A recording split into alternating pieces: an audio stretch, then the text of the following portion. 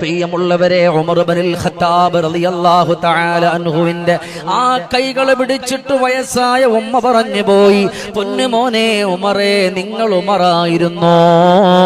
ഇത്രയും നേരം നിങ്ങളോട് റസൂലുള്ളാഹിനെ പറ്റിയിട്ട് പറഞ്ഞത് എനിക്ക് സന്തോഷമായി.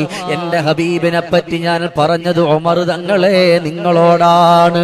എൻ്റെ മനതാര് കുളിർമയാണേ, ഏറ്റം മധുഹാലി പറഞ്ഞതാണേ.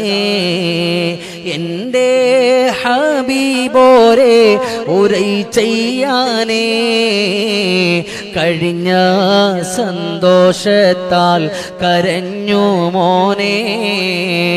ഉമർ തങ്ങൾ വല്യമ്മയോട് പറഞ്ഞു, ഉമ്മ എത്ര വേണമെങ്കിലും ഉമറിനോട് കഥ പറയാം. എൻ്റെ റസൂലുള്ളാഹിനെ പറ്റി മദ്ഹ് പറഞ്ഞാൽ അതിവിടെ നിസ്കാരത്തിന്റെ ടൈം ഒഴിച്ച് ബാക്കിയുള്ള ടൈം മുഴുവനും കേൾക്കാൻ ഞാൻ റെഡിയാണെന്ന് പറയുമ്പോ നമ്മളും ഹബീബിന്റെ മദ്ഹ് കേൾക്കാൻ ഇഷ്ടപ്പെടുന്നവരാവുക.